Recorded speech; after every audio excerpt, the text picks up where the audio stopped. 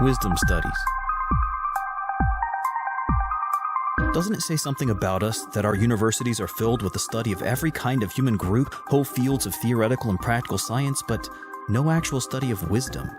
Even the field named after it, philosophy, philosophia, love of the goddess Sophia, the goddess of wisdom, has come to be dominated by an inhuman group of accountants trying to win some game of intellectual king of the hill by finding flaws in each other's ledgers.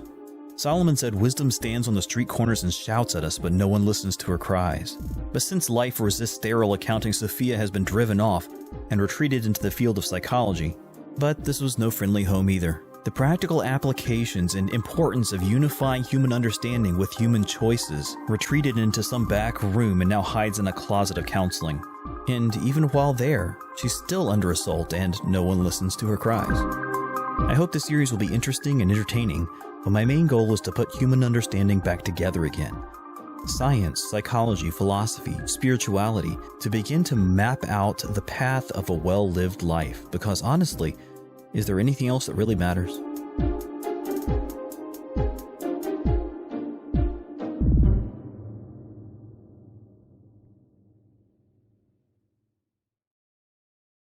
I could probably present several different ideas for what wisdom is, but I'm going to go back to my roots for this one.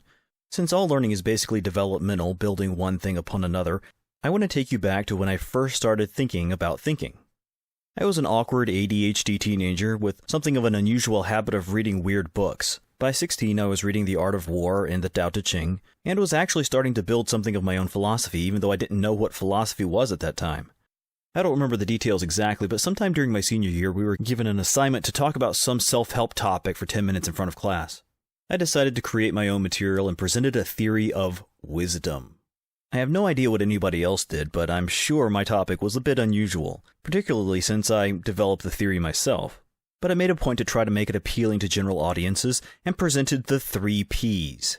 I suggested that wisdom was perception, perspective, and prediction. Hey, that should be easy to remember, right? In my less than philosophically educated thinking, my intention was to present something practical because I assumed wisdom must be practical, and what could be more practical than a problem-solving solution? So I suggested to my audience that every problem is one of 2 types. Either it's a physical problem that demands a mechanical solution, or it's a social problem that demands a social solution. It would be quite a while before I would read any Durkheim that would fill out the idea of social reality, but the first of my 3 Ps was intended to give a response to both. If it was a social problem, then I needed to take into account other people's perspectives, how they saw the problem, how they thought about it, what their feelings and responses were likely to be. If it was a physical problem and I didn't have a solution already, then I needed to take into account other actual perspectives, looking at it from different angles or from different fields. What other potential ways might I look at the problem that would give me different solutions? The second P was perception. What amount of time and effort did I spend into digging into the depths of that perspective after I had changed it? If I was going to really take someone else's view into account, I needed to be able to develop enough perception to recognize what they believed was valuable or important in the situation and how it applied.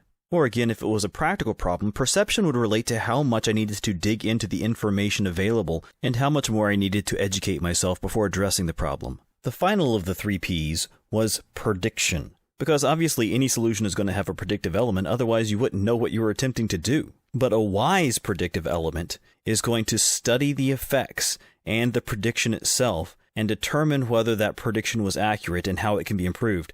This is the beginning of scientific thought and also really the seed that starts off my entire theory of everything. It's very early here, but the basic theme for everything else in my thinking is this. Friedrich Nietzsche said the best life was accomplished by loving fate, whatever that fate may be. I suggest instead that the best life is only available if you love error, in particular your own error. Because if you don't find your own error, you'll never correct it, and then you're doomed to whatever fate that error creates. So certainly my 3 Ps, perspective, perception, and prediction, were a bit childish and not too well developed, but I'm still proud of my 17-year-old self.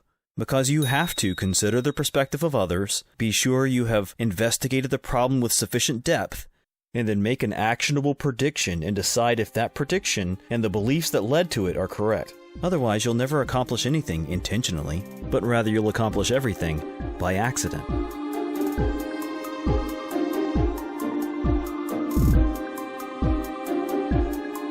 enjoyed this video, please like and subscribe.